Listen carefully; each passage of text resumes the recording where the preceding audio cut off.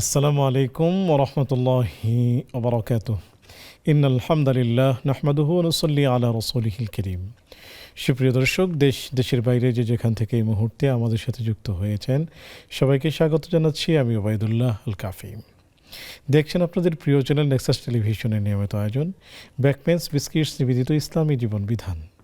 সরাসরি সম্প্রচারিত আয়োজন শুরু করছি মহান রব্বুল আলামিনের পবিত্র নামে। বিসমিল্লাহির রহমানির রহিম। যিনি এক এবং অদ্বিতীয়, পড়ছি তার শানে। সুবহানাল্লাহি ওয়া বিহামদিহি আদাদা খালকিহি ওয়া রিদা নাফসিহি ওয়া জিনাতা আরশিহি ওয়া মিদাদা কালিমাতিহি। রসূল করিম সাল্লাল্লাহু আলাইহি ওয়াসাল্লামের শানে পড়ছি আল্লাহুম্মা সাল্লি ওয়া সাল্লিম আলা আবদিকা ওয়া হাবিবিকা মুহাম্মাদিন ওয়া আলিহি ওয়া সাহবিহি আজমাইন। সুপ্রিয় দর্শক, অন্যান্য দিনের মতো আজ আমরা একটি চমৎকার বিষয় নিয়ে আলোচনা করব, আর তা হলো নেতৃত্ব ও দেশপ্রেম। এই চমৎকার বিষয়টি নিয়ে আলোচনা করার জন্য স্টুডিওতে আমন্ত্রিত হয়েছেন খ্যাতিমান ইসলামিক স্কলার, আমাদের অগ্রজ অত্যন্ত শ্রদ্ধাভাজন ব্যক্তিত্ব শেখ ডক্টর মোহাম্মদ মতিউল ইসলাম হাফিজাহুল্লাহ। চলুন আমরা শেখের সাথে সালাম বিনিময় করে নিচ্ছি, এরপর আমরা আলোচনায় চলে যাব। আসসালামু আলাইকুম রহমতুল্লাহ। ওয়ালাইকুম আসসালাম রহমতুল্লাহ বারাকাতুহু। শেখ কেমন আছেন? আলহামদুলিল্লাহ, আল্লাহ নিয়ামতিল্লাহ। আপনি কেমন আছেন? আলহামদুলিল্লাহ, আমি ভালো আছি। আপনি আমাদের মাঝে কষ্ট করে এসেছেন, সময় দিচ্ছেন, এই জন্য নেক্সাস পরিবারের পক্ষ থেকে, আমাদের সকল দর্শক শ্রোতার পক্ষ থেকে আপনাকে অনেক শুকরিয়া জানাচ্ছি। ধন্যবাদ আপনাদেরকেও। শুকরিয়া। সুপ্রিয় দর্শক, আপনাদেরকেও প্রীতি ও শুভেচ্ছা জানাচ্ছি। একই সাথে জানিয়ে দিচ্ছি, যারা আমাদের এই জমজমাট আয়োজনের সাথে যুক্ত হতে চান, স্ক্রিনে প্রদর্শিত হচ্ছে নাম্বার, তা ব্যবহার করবেন এবং আপনার বিষয়গুলোকে, অজানা বিষয়গুলোকে জানার চেষ্টা করবেন। একই সাথে ফেসবুক এবং ইউটিউবে সরাসরি সম্প্রচারিত হচ্ছে আয়োজন, সেখানে মূল্যবান কমেন্টস করে আমাদের সাথেই থাকবেন। সুপ্রিয় দর্শক, আজ আমরা আলোচনা করতে যাচ্ছি নেতৃত্ব এবং দেশপ্রেম। মানুষের চলতে গেলে নেতা প্রয়োজন হয়, কাউকে না কাউকে নেতৃত্বে বসতে হয়, এবং একটি রাষ্ট্র কখনোই নেতা ছাড়া, নেতৃত্ব ছাড়া চলতে পারে না। তো সেই ক্ষেত্রে নেতার আসলে কি আসনের প্রতি লোভটা থাকবে, নাকি দেশের প্রতি টান থাকবে, প্রেম থাকবে, দেশের মানুষের প্রতি প্রেম থাকবে? আসলে ইসলাম কি বলে, চলুন আমরা শেখের কাছ থেকে বিস্তারিত জেনে নিচ্ছি। শেখ, যদি বলতেন। বিসমিল্লাহ, আলহামদুলিল্লাহ, আসসালাতু ওয়াসসালামু আলা রাসূলিল্লাহ। বাদ, নেতৃত্ব দেশপ্রেম দুটা অঙ্গাঙ্গিভাবে জড়িত বিষয়। কেননা নেতৃত্ব দিতে হলে তো দেশ লাগবে। তো দেশের প্রয়োজনীয়তা আগে বলি।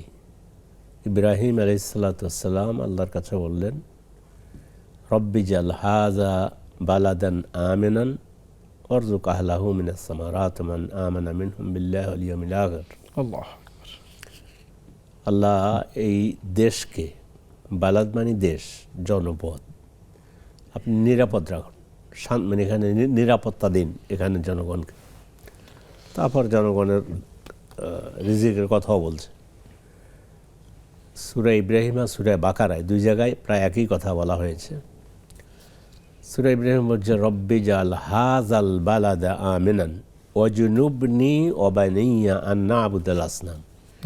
আল্লাহ এই শহর, এই দেশটাকে আপনি নিরাপদ রাখুন। তারপরে তিনি তাওহীদের কথা বললেন, শিরককে বর্জন করার জন্য বললেন। গুরুত্বপূর্ণ বিষয়। তাহলে দেশ প্রেম লাগবে, দেশের একটা নিরাপদ দেশে বসবাস করার জন্য আমাদেরকে মানে বসবাস করা প্রয়োজন। রাসূল সাল্লাল্লাহু আলাইহি ওয়াসাল্লামের মধ্যে দেশপ্রেম ছিল। একটা মিথ্যা হাদিস দ্বারা বলা হয় যে, মিথ্যা হাদিস, এটা কিন্তু বলে দিচ্ছি, হুব্বুল ওয়াতানি মিনাল ঈমান, না, শব্দ এটা না, এটা হলো মিথ্যা হাদিস। সহিহ হাদিস কি? রাসূল সাল্লাল্লাহু আলাইহি ওয়াসাল্লাম যখন হিজরত করে মদিনায় যাচ্ছিলেন, তখন তিনি মক্কার দিকে তাকিয়ে এভাবেই বলেছেন যে, মক্কা, আমাকে যদি বের করে না দেয়া হতো তাহলে আমি তোমার এখান থেকে বের হতাম না, আমি এখান থেকে বের হতাম না।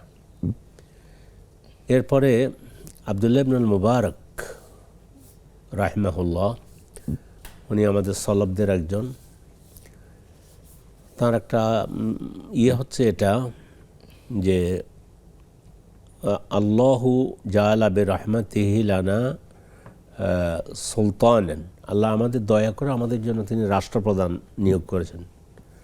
আর রাষ্ট্রপ্রধান যদি না থাকতো তাহলে গরিবদেরকে ধনীরা একবারে লুণ্ঠন করে খেয়ে ফেলতো। এটা হলো আব্দুল্লাহ ইবনে মুবারক রাহিমাহুল্লাহ ওনার বক্তব্য।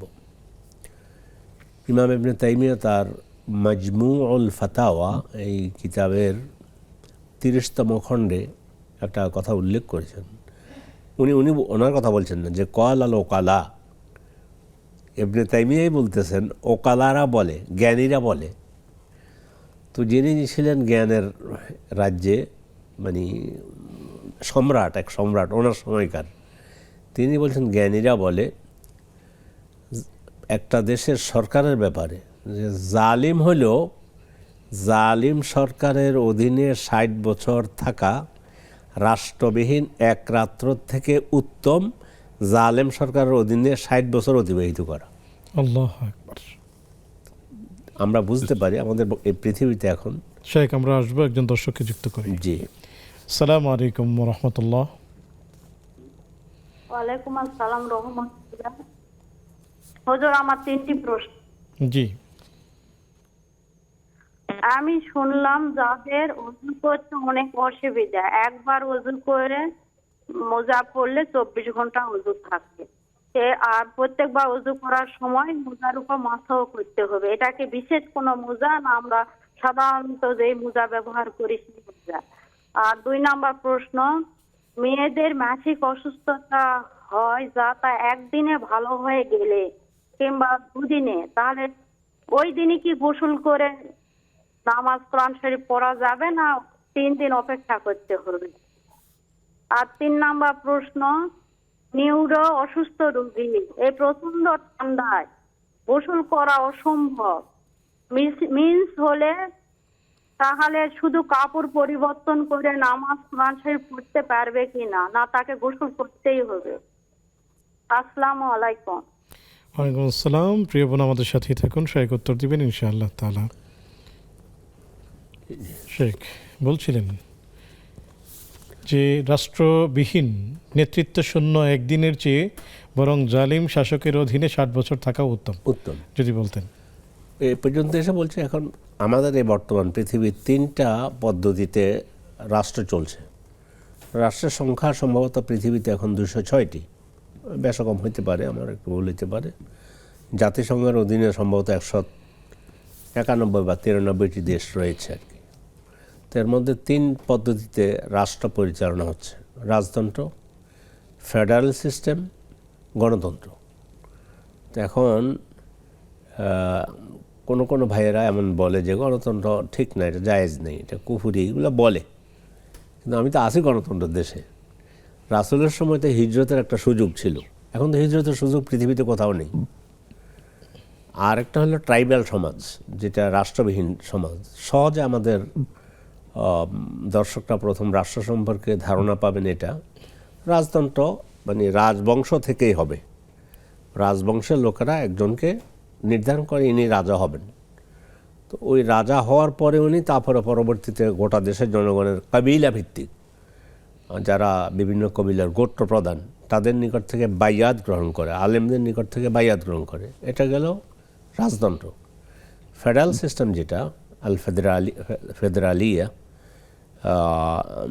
নিজাম আল ফেডরালি, সেটা হচ্ছে যেমন চীনে কোনো দল টল নেই,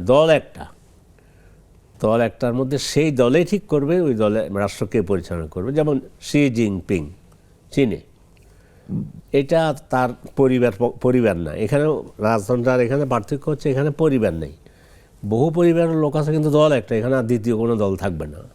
আর আমরা আছি গণতান্ত্রিক রাষ্ট্রে, এখানে বহু দল আছে। তো এখন আমরা পরে আসবো ইনশাআল্লাহ। বহু দল আছে, রাষ্ট্র ওপেন করে দেওয়া হয়েছে যে আপনি কি চান, আপনি আপনার আদর্শ তুলে ধরেন, জনগণ যদি মানে আপনি এটা করতে পারেন। সেই হিসাবে প্রথমে বলে রাখতেছি, আমরা আছি গণতান্ত্রিক দেশে, খাচ্ছি গণতান্ত্রিক দেশে, ঘুমাচ্ছি গণতান্ত্রিক দেশে, পথ চলতেছি গণতান্ত্রিক পথে, ভ্যাট দিচ্ছি, ট্যাক্স দিচ্ছি, রাজস্ব দিচ্ছি, সব কিছুই আমাকে এই গণতন্ত্রকে ফলো করে দিতে হচ্ছে। গণতন্ত্র, কিছু লোক বলতে চেষ্টা করে যে গণতন্ত্র হচ্ছে একটা আদর্শ। না, গণতন্ত্র একটা পদ্ধতি। আমার কথার পক্ষে দলিল, যেমন গণতন্ত্র আমেরিকাতেও আছে, গণতন্ত্র কথার কথা ধরলাম ইরানেও আছে। ফার ডিফার দুইটার মধ্যে। যদি এমনই তো গণতন্ত্র একটা আদর্শ, অতএব ইরানও ওইভাবে চলতে হবে যেভাবে আমেরিকা চলে, না, আমেরিকা গণতন্ত্রের রাষ্ট্রপ্রধান এসে তার মতো করে সে রাষ্ট্র কী হবে না হবে এগুলো তারা সাজায়। ইরানে এক ধরনের। এর মানে বিপরীতে আরেকটা দেশ আছে, যেমন শুধুমাত্র পৃথিবীতে এখন একটা উদাহরণ, আমাদের প্রিয় দেশটি যেটা, সেটা হলো আফগানিস্তান। সেখানে রাষ্ট্র ছিল, রাষ্ট্রপ্রধান ছিল, ইসলামী রাষ্ট্রপ্রধান ছিলেন। রাষ্ট্রপ্রধানকে তাড়িয়ে দিয়ে জবরদখল করে আমাদের দেশ নিয়ে যাওয়া হয়েছে। আমি আমাদের দেশ বলবো, মুসলমানদের দেশ নিয়ে যাওয়া হয়েছে। মুসলিমরা আবার জেহাদ করে সেই দেশ উদ্ধার করেছে। এই একটা পার্থক্য শুধু এখানে। তো আমরা দেশ পেলাম, প্রথম দেশ নিরাপদ যেন থাকে সেটা পেলাম। আর দেশের প্রয়োজন কি? দেশ না থাকলে ঠিক আছে, আমার দেশ একটা ইসলামিক রাষ্ট্র, মুসলমানদের রাষ্ট্র। ওসমান রাদিয়াল্লাহু তাআলা আনহু একটা কথা বলেছেন যে ইন্নাল্লাহা লা ইয়াজাউ বিস সুলতান মা লা ইয়াজাউ বিল কোরআন।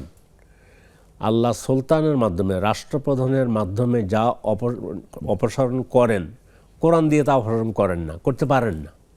কোরআনে তো আয়াত আছে, হুকুম আছে, বিধান আছে। কোরআনে বিধান আছে যে কেউ যদি কোনো সৎ লোকের উপরে অপবাদ দেয়, জেনার অপবাদ দেয়, এটাকে কাযাফ বলা হয় আরবিতে। সে যদি প্রমাণ হাজির না করতে পারে যে অমুক জেনা করছে, তাহলে তার পিঠে 80টা কোড়া দেওয়া হবে। এখন কোরআন গিয়া তো আর 80 কোড়া মারতে পারবে না, আপনিও পারবেন না, আমিও পারবো না। ওটা রাষ্ট্র লাগবেই। সেই রাষ্ট্রের রাষ্ট্রপ্রধান যদি মানে তার সাথে যারা আছে তাদেরকে নিয়ে বিধান কায়েম হয়ে যায়, তখন তার দায়িত্ব হবে 80 কোড়া বা 80 বেত্রাঘাত করা। তো রাষ্ট্র ছাড়া ইসলাম পূর্ণাঙ্গ রূপে পালন করা অসম্ভব। লাগবেই, রাষ্ট্র তো লাগবেই। তো ট্রাইবাল সমাজের কথা বলছিলাম, এই যেমন বর্মী যে সমস্ত রোহিঙ্গা ভাইয়েরা আমাদের আজকে কয়েক বছর যাবৎ আপনার কক্সবাজারে ছোট্ট একটা জায়গায় পড়ে আছে, এদের কোনো রাষ্ট্র নেই, লেখা নেই, পড়া নেই, কোনো কিছু নেই, মানে শুধু একটা ট্যারপাল দিয়ে মানে একটা খুপড়ি ঘরের মধ্যে পড়ে আছে, জীবন তাবতে পড়ে আছে, কিচ্ছু নেই। শেখ, আমরা আসবো একজন দর্শককে যুক্ত করি। জি, আসসালামু আলাইকুম রাহমাতুল্লাহ। ওয়ালাইকুম আসসালাম। ওয়ালাইকুম আসসালাম।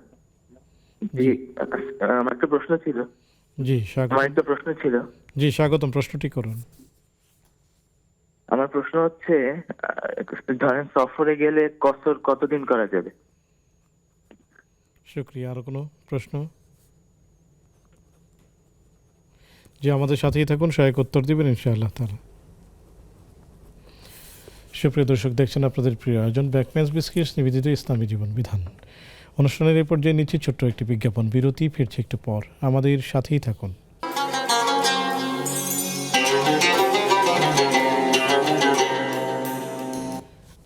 আসসালামু আলাইকুম রহমতুল্লাহি বারাকাতুহু।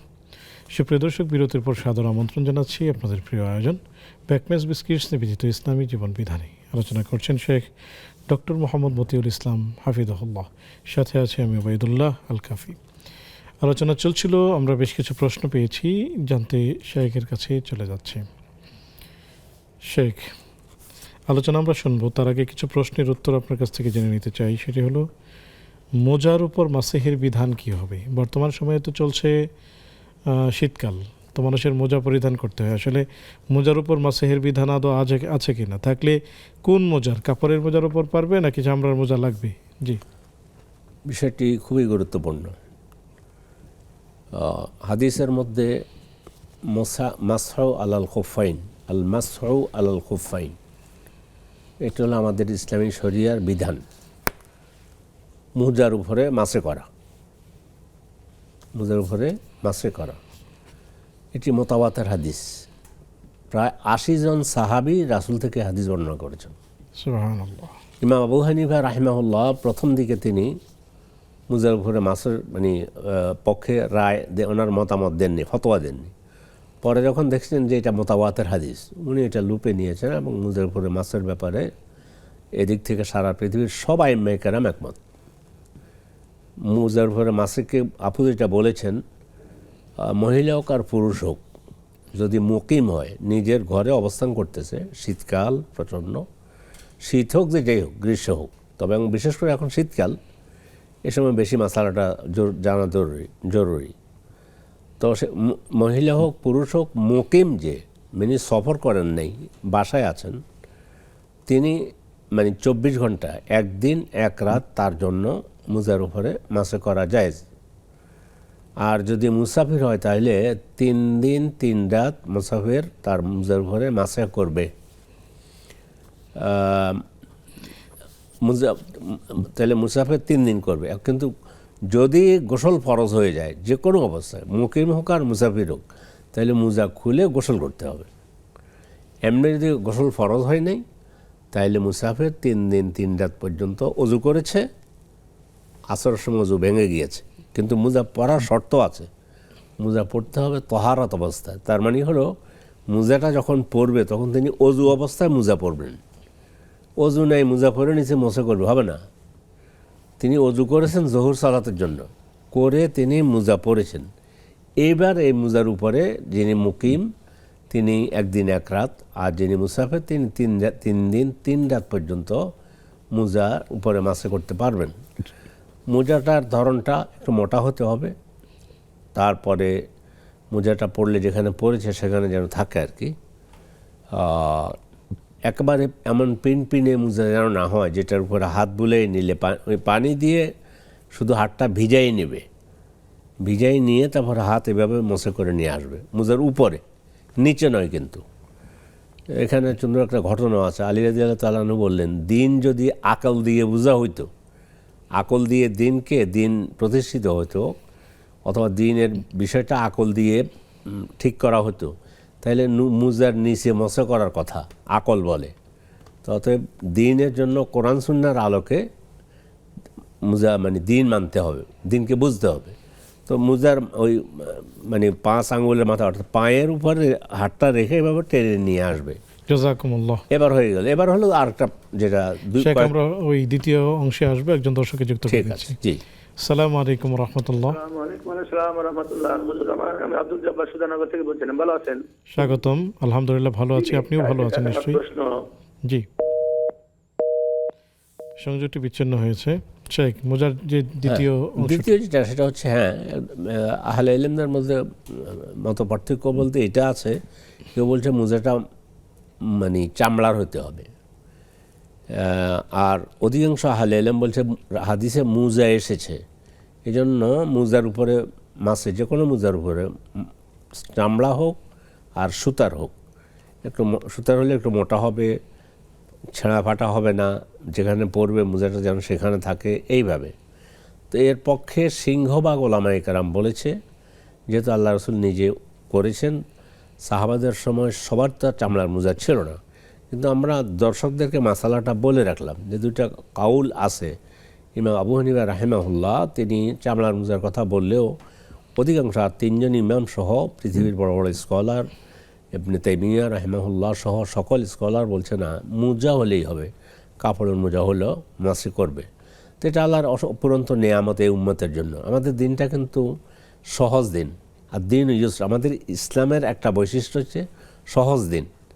তো মানে এই মাসালার মধ্যে একটা বিষয় বললে যে আমাদের দর্শকদের যারাই দেখবেন, কথার কথা একজন শুটকোট পরে অফিসে গিয়েছেন, বড় অফিসার, তারপর মুজা টুজা পরে গিয়েছেন, তিনি যদি এই মুজার উপরে মাসে করার মাসালাটা জানেন, তাহলে দেখা যাচ্ছে শুধু মুজার উপরে মাসে করতে, মোজা খুলতে হবে, তারপর পা ধুইতে হবে, এছাড়া মুজার উপরে যে মাসে করা জায়েজ এটা জানলে তিনি কিন্তু নামাজটা আদায় করতেন। অনেক সময় দেখা যায় অনেক লোক, ঠিক আছে জোহর পড়লাম না, আসর পড়লাম না, এখন জুতা খোলা না, সুন্দর জুতাটা খুলে মাজার উপর মাসা করে নিলেন, হয়ে যাবে ইনশাআল্লাহ। অধিকাংশ আলেম যখন এই মতটা ব্যক্ত করেছেন।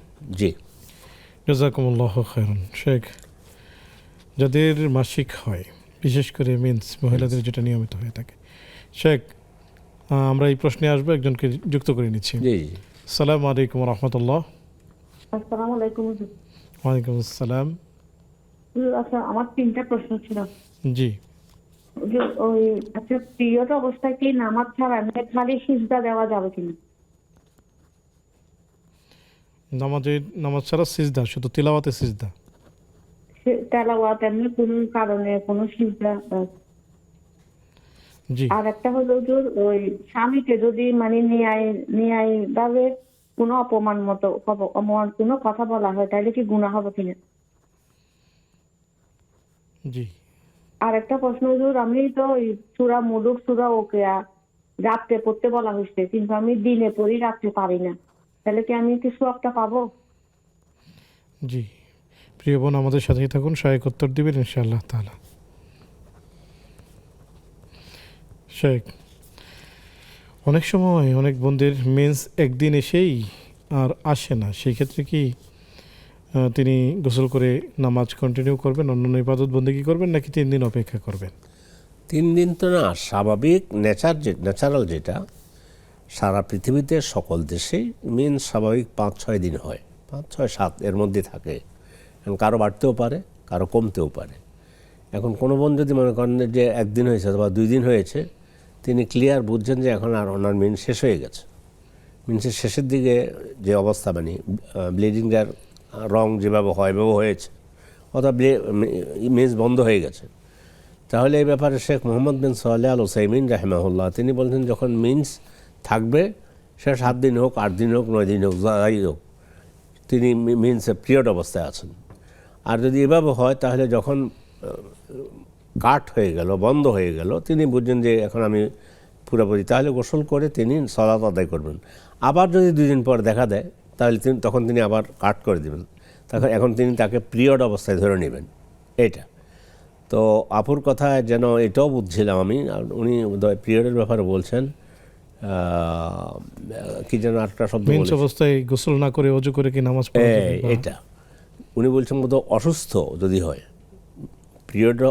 পিরিয়ড হয়েছে, অসুস্থ, এমন অসুস্থ গোসল করার কোনো সুযোগ নেই, ওই অবস্থায় তিনি মেন্স থেকে মানে মেন্স ভালো হয়েছে, ওই অবস্থায় এখন তো গোসল করতে হবে।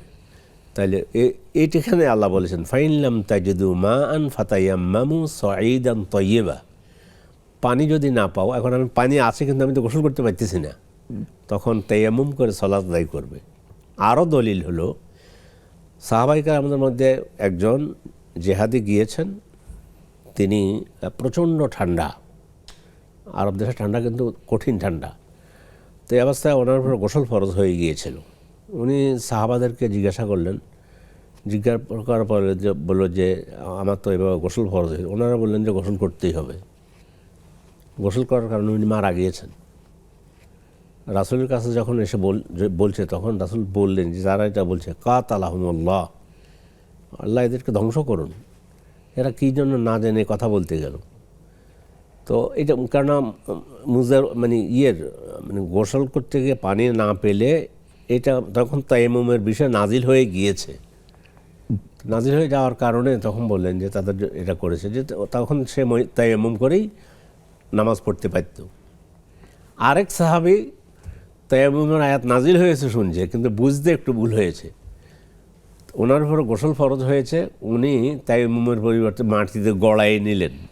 তাও রাসূলের কাছে যাওয়ার পর রাসূল বললেন যে না, তোমার উপর গোসল ফরজ হয়েছে, এখন তুমি গোসল করতে করতে পারতেছো না, গোসল করতে পারতেছো না, তাহলে শুধু তায়াম্মুম করে নিলেই চলবে। ওই ফাইনলাম তাজিদু মা আন ফাতায়াম্মামু সাঈদান তাইয়্যিবা ফামসাহু বিউজুহিকুম ওয়া আইদিয়াকুম মিনহু, এই আয়াত বলেছে। এই জন্য বোন যেটা বলেছেন যে একজন পিরিয়ড অবস্থায় অসুস্থ হয়ে গিয়েছেন কিন্তু গোসল করতে পারতেছেন না, পিরিয়ড বন্ধ হয়েছে, তখন তিনি মোটামুটি যতটুকু সম্ভব ওনাকে মানে যারা পরিবার আছে যতটুকু সম্ভব পরিষ্কার পরিচ্ছন্ন করে দিয়ে, ভালো একটা যে কাপড়ে ছিল ওটা পরিবর্তন করে দিয়ে তায়াম্মুম করবেন, তিনি তায়াম্মুম করলে হয়ে যাবে। শুকরিয়া। জি, তার অর্থ হলো যে ফাইনলাম তাজিদু মান, যদি পানি না পায়, মানে এখন এখানে পানি আছে অক্ষম হয়, জি জি, যদি কোনো কারণে ঠান্ডার কারণে অথবা কোনো কারণে যদি পানি ব্যবহারে অক্ষম হয়, সেও তায়াম্মুম করতে পারবে, সেও তায়াম্মুম করতে পারবে। শেখ, সফরে গেলে কসরের নামাজ কতদিন পড়তে হয়? 1 নম্বর হলো আপনি সফরে আছেন, মুসাফির, যতদিন সফরে আছেন ততদিন আপনি করবেন, কসরের সুযোগটা নেবেন, কসর সালাত আদায় করবেন।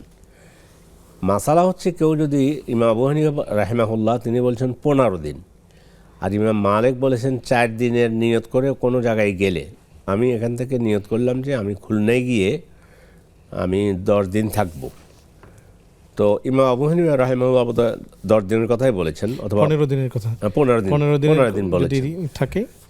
তো এইটা হলে তাহলে তখন তিনি সেখানে পৌঁছার পরে তিনি মুকিম হয়ে যাবেন। আবার ইমাম মালিক, ইমাম আহমদ ইবনে হাম্বল 4 দিনের কথা বলছেন, কিন্তু ইমাম ইবনে তাইমিয়া বলছেন কোনো ব্যক্তি যদি সফরে বের হয়, যে পর্যন্ত সফর থেকে ফিরে না আসবে সে পর্যন্ত সে মুসাফিরের আওতায় থাকবে।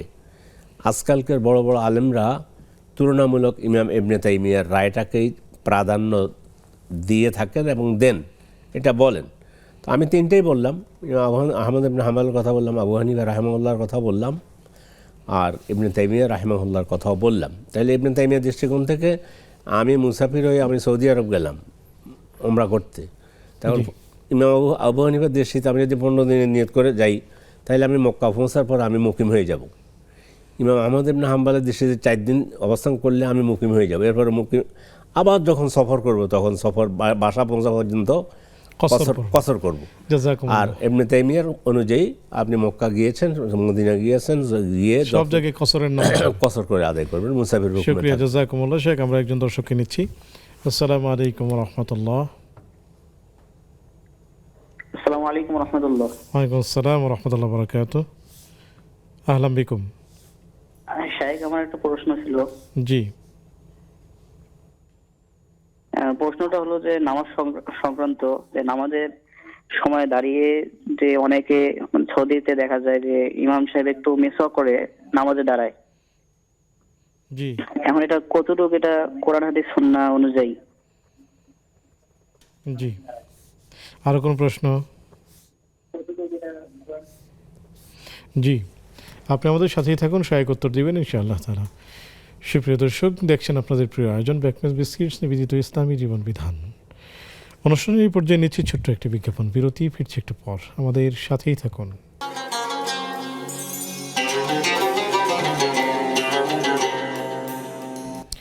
আসসালামু আলাইকুম ওয়া রাহমাতুল্লাহি ওয়া বারাকাতুহু। সুপ্রিয় দর্শক, বিরতির পর সাদর আমন্ত্রণ জানাচ্ছি আপনাদের প্রিয় আয়োজন ব্যাকমেজ বিস্কিটস নিবেদিত ইসলামী জীবন বিধানে।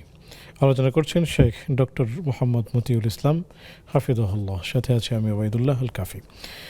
পেয়েছি আপনাদের বেশ কিছু প্রশ্ন, উত্তরগুলো শেখের কাছ থেকে নিয়েছিলাম। চলুন বাকি প্রশ্নগুলোর উত্তর জেনে নেই।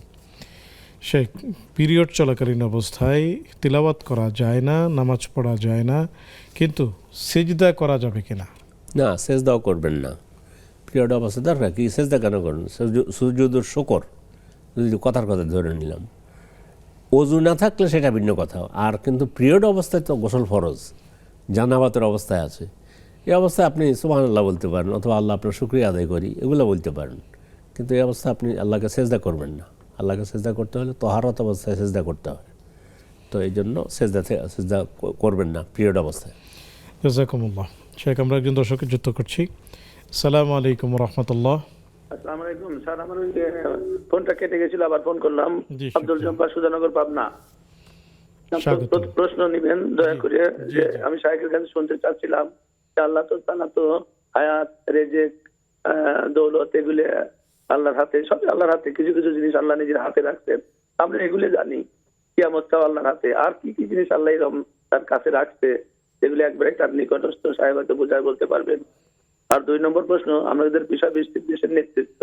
দেখেন, আল্লাহ রাসূল একসময় রাষ্ট্রনায়ক ছিল, ওমর বিন ফারুক একসময় রাষ্ট্রনায়ক ছিল। তো শাইখের কাছে জানতে চাই ওই ধরনের রাষ্ট্রনায়ক বা আপনাদের মতো আওলে আলমালা আমরা কখনো পাবো কিনা, আর পেতে হলে আমাদের মতো মানুষের, সাধারণ মানুষের কি করতে হবে? আর একটা প্রশ্ন করা যায় স্যার? জি জি। আর একটা 3টে প্রশ্ন। যে ডাকাত সন্দেহে, যে সন্দেহজনক ভাবে মানুষকে মেরে ফেলা হয়, যে ডাকাত সন্দেহে 5 জনকে মেরে ফেলা হয়েছে, পরে দেখা যায় আসলে তারা ডাকাত না, এই বিষয়ে বলবেন না? জি প্রিয় ভাই, আমাদের সাথেই থাকুন, সহায়ক উত্তর দিবেন ইনশাআল্লাহ তাআলা।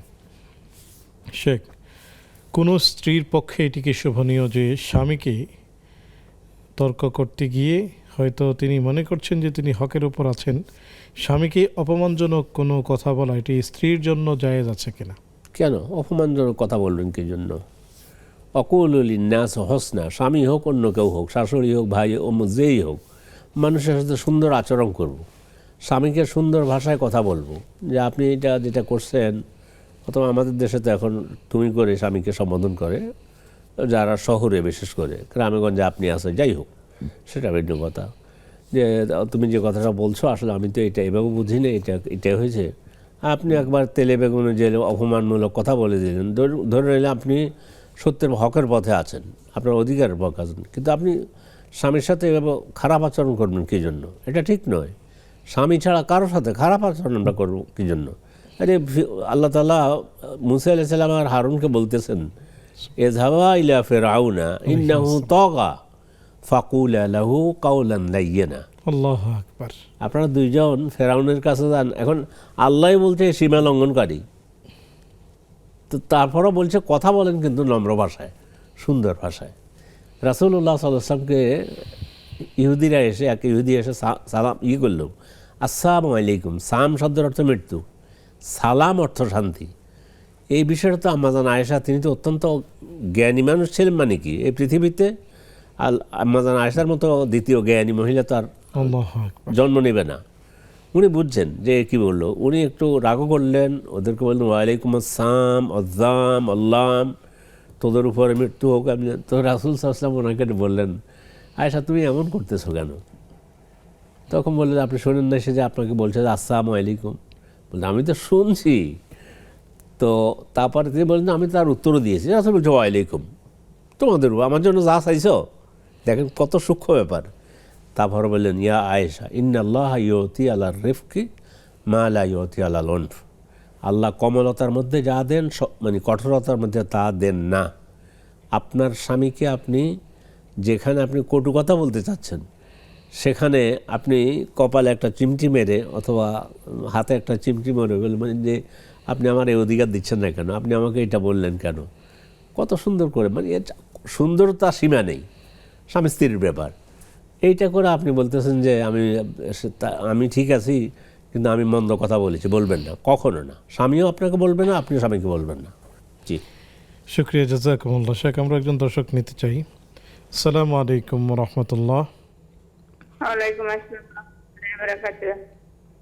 হুজুর, আমার একটা প্রশ্ন, যে ফজরে মাগরিবে তিনবার করে 3 কুলু পড়া হয়, এটা কি তিনবার পড়াই কি একবারে হাতে পুড়িয়ে শরীর মাসে করব, নাকি একবার পড়ে একবার পুড়িয়ে শরীর মাসে করব? আর একটা প্রশ্ন হচ্ছে, আমার মা অসুস্থ, অপারেশন হয়েছে, গোসল করতে পারতেছে না, আজকে মনে হয় 24 দিন হয়ে গেছে, 12 দিন টোটালে নামাজ পড়তেই পারে না, অনেক অসুস্থ ছিল। আর ওনার গোসল করবে এমন কায়দা না, মাজায় 2 সাইডে দিকে টিউমার কাছে, গোসল করলে ওই জায়গায় পানি লাগবে, পানি তো লাগা যাইবে না। আমার মা এই যে না করে কাপড় পাল্টাইয়া নামাজ পড়ে, এতে কি নামাজ তার কবুল হবে কিনা? জি, প্রিয় বোন, আমাদের সাথেই থাকুন, শায়েখ উত্তর দিবেন ইনশাআল্লাহ তাআলা। শেখ, যদি বলতেন যে সূরা মুলক রাতে এশার নামাজের পরে পড়ার কথা বলা হয়েছে ঘুমের আগে, এখন আমাদের বোন জানতে চেয়েছেন যে আমি তো পড়তে পারি না, দিনের বেলায় পড়ি, তো সেই ফজিলত পাবেন কিনা? আপনি যদি অপারক হন তখন দিন যদি রাতে নিয়তে পড়েন যে এটা আমার জন্য একটু হয়, রিল্যাক্স বোধ করেন, অসুবিধা নেই। আল্লাহ তাআলা ইনশাআল্লাহ এটার সওয়াব থেকে আপনাকে মাহরুম করবেন না। জাযাকুমুল্লাহু খায়রান। শেখ, এখানে হায়াত, রিজিক, ধর্ম, এই জাতীয় বিষয়, 4টি বিষয় আল্লাহ তাআলা যে তার হাতে রেখেছেন, এর বাইরেও কি কোনো জিনিস আছে? উনি জানতে চেয়েছেন যে আল্লাহ তাআলা আসলে কি কি জিনিস তার হাতে রেখেছেন।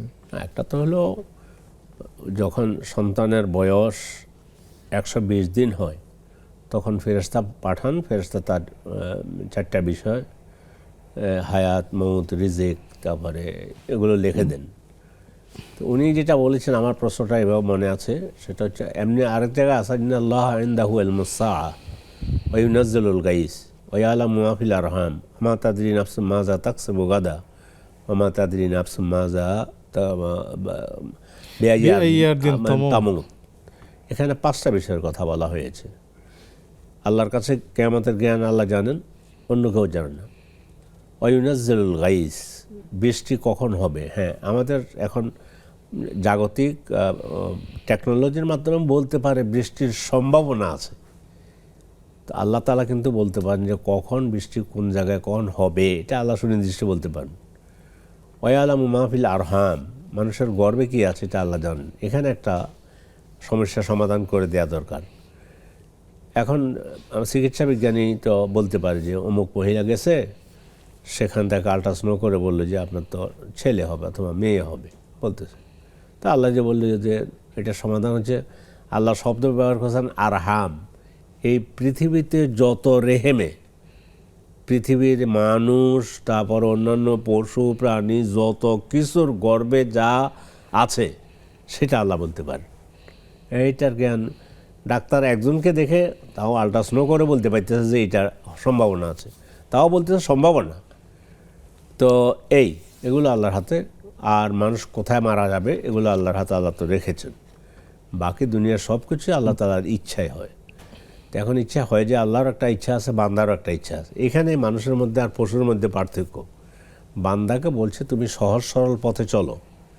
এখন কে জাহান্নামে যাবে, কে জান্নাতে যাবে, এখন যদি বলা হয় যে তো আল্লাহ যদি জানেন যে আমি জাহান্নামে যাব, আমল করবো কি জন্য?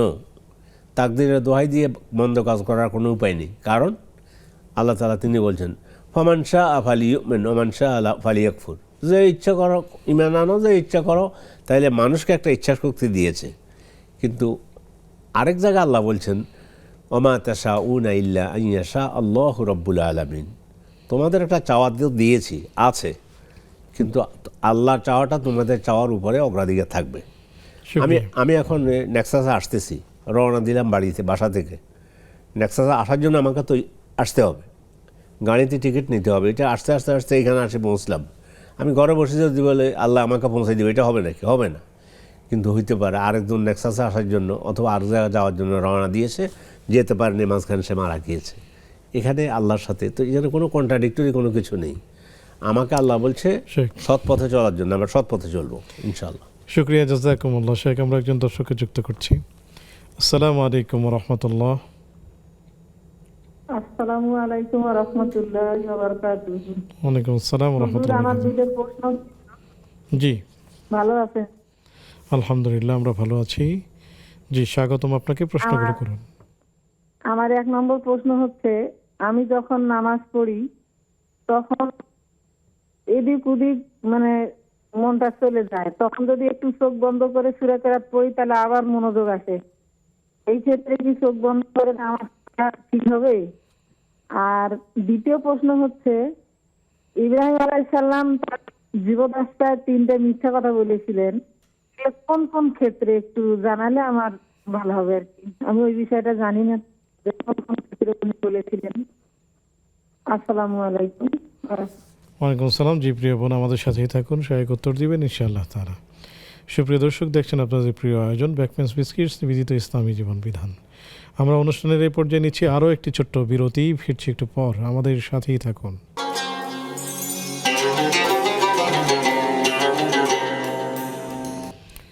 আসসালামু আলাইকুম ওয়া রাহমাতুল্লাহি ওয়া বারাকাতুহু। সুপ্রিয় দর্শক, বিরতির পর সাদর আমন্ত্রণ জানাচ্ছি আপনাদের প্রিয় আয়োজন ব্যাকমেন্স বিস্কিটস নিবেদিত ইসলামী জীবন বিধানে। আলোচনা করছেন শেখ ডক্টর মোহাম্মদ মতিউর ইসলাম, সাথে আছে আমি ওবায়দুল্লাহ আল কাফি। আপনাদের বেশ কিছু প্রশ্ন আমাদের কাছে জমা হয়ে আছে, শেখের কাছ থেকে আমরা উত্তরগুলো জেনে নিচ্ছি। শেখ, মক্কায় গিয়ে অনেকেই দেখেন যে আসলে নামাজের আগে ইমাম সাহেবগণ অথবা কিছু ব্যক্তি মিসওয়াক করছেন, আসলে এটি কি? তাদের নামাজ কি ভেঙে যাচ্ছে না এমন কোনো হাদিস আছে? ওনার বলার মধ্যে ভুল হয়েছে। উনি বলছেন যে নামাজের ভিতরে না, নামাজের ভিতরে না। আমি তো 35 বছর সৌদি আরব ছিলাম। অর্থাৎ রাসূল সাল্লাল্লাহু আলাইহি ওয়াসাল্লাম বলছে লাউলা আশুক্কা আলা উম্মতি লা আমারতুহুম বিসওয়াক ইনদা কুল্লি সলাহ। আমার যদি ভয় না হতো তাহলে আমার উম্মতের উপর ওয়াজিব হয়ে যাবে, তাহলে আমি প্রত্যেক নামাজের পূর্বে মেসওয়াক করতে বলতাম। এই আমলটা ওখানে ইমামরা অনেক মুসল্লি যখন তাকবীর মানে একামত দিচ্ছে, কথার কথা ইমাম আল্লাহু আকবার বলে নামাজে প্রবেশের আগে পকেট থেকে ওই মেসওয়াকটা নিয়ে একটুখানি এভাবে ঘেঁষা দেয়। এটা সুন্নতের উপর আমলের জন্য, যেহেতু রাসূল বলেছে।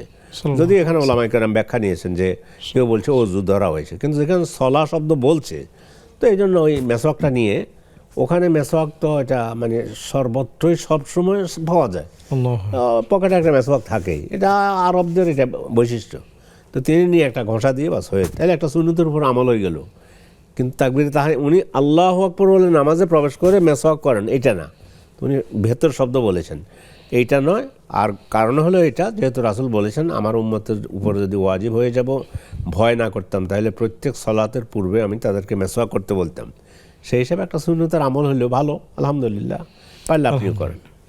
সুপ্রিয় দর্শক, তাহলে আমাদের প্রত্যেক নামাজের আগেই মিসওয়াক করে নেওয়াটা খুব ভালো।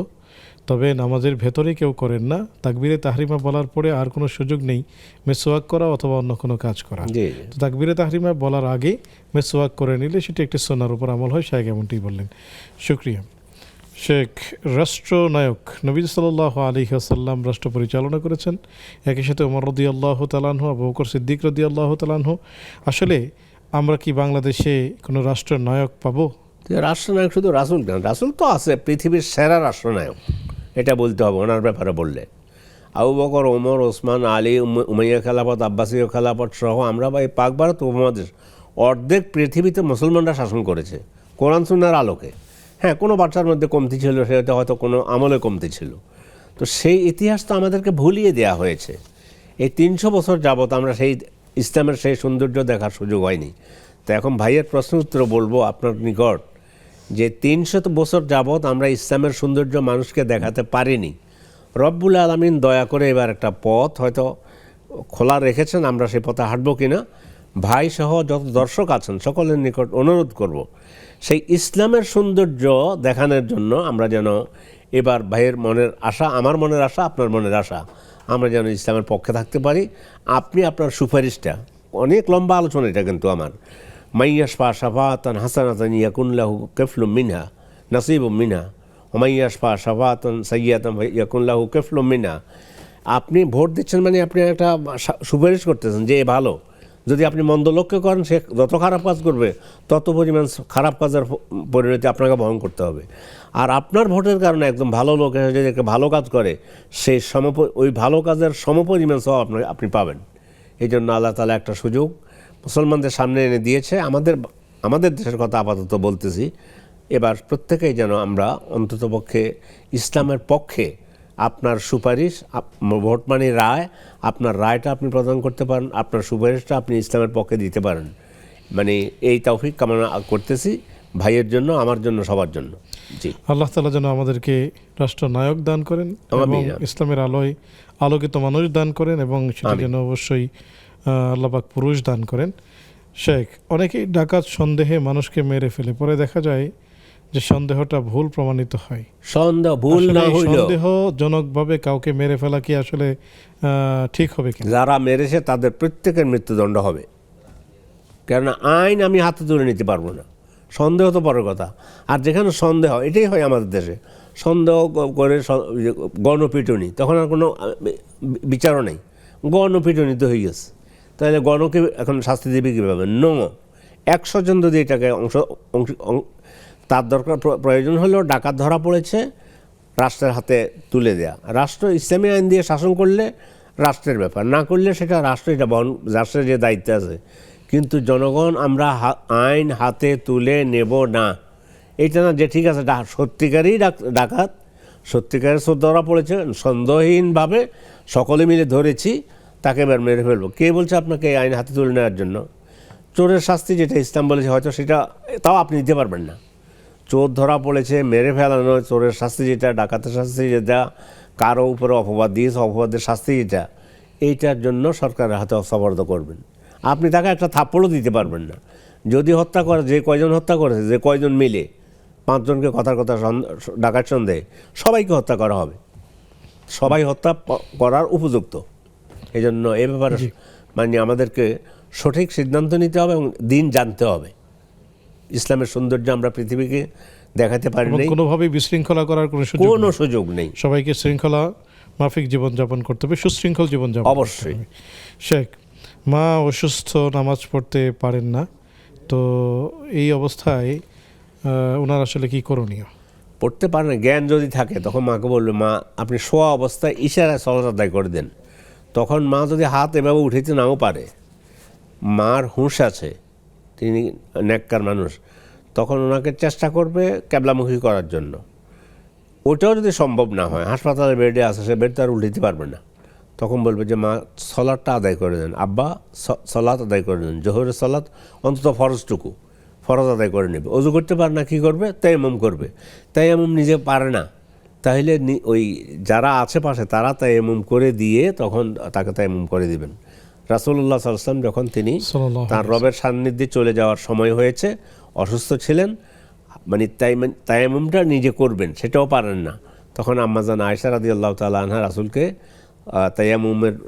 তায়াম্মুম করাই দিয়ে তারপরে ওই এবং তায়াম্মুমের জন্য ওই করাই দিন, রাসূল ওই অবস্থায় সালাত আদায় করেছেন। এই জন্য সালাতের কোনো মাপ নেই জ্ঞান থাকা অবস্থায়। আর জ্ঞান নেই, কথার কথা এখন কথা একজন লাইফ সাপোর্টে আছে, তার মানে ওনার জ্ঞান নেই, ক্লিনিক্যালি ডেথ, এই যে কয়দিন লাইফ সাপোর্টে আছে এই নামাজ তার উপরে ফরজ না। জি, শুক্রিয়া শেখ। আসলে আমাদের একেবারে শেষ পর্যায়ে চলে এসেছি। চোখ বন্ধ করে জানতে চেয়েছিলেন যে চোখ বন্ধ রেখে নামাজ হবে কিনা। আসলে চোখ খোলা রেখেই নামাজ পড়ার হলো নিয়ম, চোখ খোলা রেখেই নামাজ পড়বো ইনশাআল্লাহ তাআলা। ইব্রাহিম আলাইহিস সালাম যে বিষয়গুলো বলেছিলেন, আসলে আমাদের সময় নেই শেখ, আমরা বিদায় নিচ্ছি ইনশাআল্লাহ তাআলা। এটা অন্য কোনো দিন ইনশাআল্লাহ আপনি জেনে নেবেন। আজকের মতো আমরা বিদায় নিচ্ছি, আগামী পর্ব দেখার আমন্ত্রণ জানিয়ে সে পর্যন্ত ভালো থাকবেন, সুস্থ থাকবেন। আসসালামু আলাইকুম ওয়া রাহমাতুল্লাহি ওয়া বারাকাতুহু।